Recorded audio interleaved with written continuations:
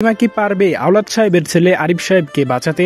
কেননা গাইস আমরা ইতিমধ্যে জানি যে সোহাগ যার কাছ থেকে জমি কিনেছে তাকেই কিন্তু মোড়লরা মেরে ফেলেছে। সেই ধারাবাহিকতায় কিন্তু আরিফ সাহেবকে মেরে ফেলার প্ল্যান করেছে মোড়লরা। তো শেষ পর্যন্ত কি রিমা এবং সোহাগরা পারবে মোড়লদের হাত থেকে আওলাদ সাহেবের ছেলে আরিফ সাহেবকে বাঁচাতে?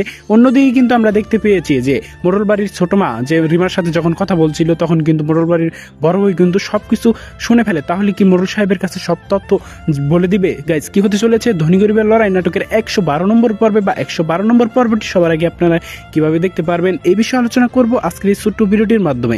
তাই আজকের এই ছোট্ট ভিডিওটি সম্পূর্ণ দেখলে কিন্তু আপনারা বুঝতে পারবেন ধনী গরিবের লড়াই নাটকের 112 নম্বর পর্বটিতে কি হতে চলেছে। অলরাইট গাইস, ইতিমধ্যে কিন্তু আমরা দেখতে পেয়েছি যে আরিফ সাহেব কিন্তু 50 লক্ষ টাকার বিনিময়ে সোহাগের কাছে মোড়ল বাড়ির সম্পত্তি কিন্তু বিক্রি করে দিয়েছে, এমনকি মামলা পর্যন্ত করে দিয়েছে। তাহলে কি শেষ পর্যন্ত মোড়ল বাড়ির সকল সম্পত্তি সোহাগরা পেতে চলেছে? আপনার কি মনে হয় অবশ্যই কিন্তু কমেন্ট করে জানিয়ে দিবেন।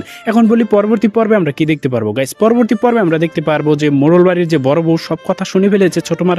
তখন কিন্তু আমরা দেখতে পারবো ছোট মা এবং সুরজের বউ মিলে কিন্তু মোড়ল বাড়ির বড় বউকে কিন্তু বেঁধে রাখবে। যতদিন না পর্যন্ত তাদের প্ল্যান সাকসেস না হয় ততদিন পর্যন্ত একটা রুমের মধ্যে কিন্তু এই মোড়ল বাড়ির বড় বাবুকে কিন্তু বন্দি করে রাখবে। তো অন্যদিকে কিন্তু আমরা দেখতে পারবো শেষ পর্যন্ত কিন্তু মোড়লরা কিন্তু আরিফ সাহেবকে মারতে পারবে না।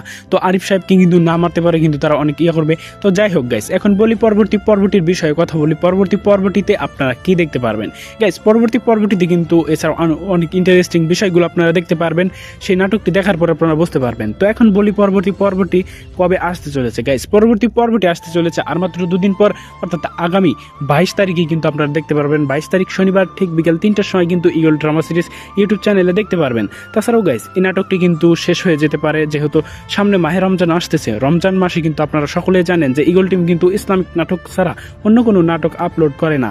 তো আশা করা যাচ্ছে এই রমজানের আগে নাটকটি শেষ হয়ে যাবে। তো তার মধ্যে কিন্তু আমরা মানে আর কি বোঝা যাচ্ছে যে শেষ পর্যন্ত কিন্তু মোড়লদের সকল সম্পত্তি কিন্তু আমরা দেখতে পারবো যে সোহাগরাই কিন্তু আত্মসাৎ করবে। তো গাইস এই ছিল আজকের ভিডিও। সবাই ভালো থাকবেন, সুস্থ থাকবেন। দেখা হচ্ছে খুব শীঘ্র অন্য কোনো ভিডিওতে। ততক্ষণে আল্লাহ।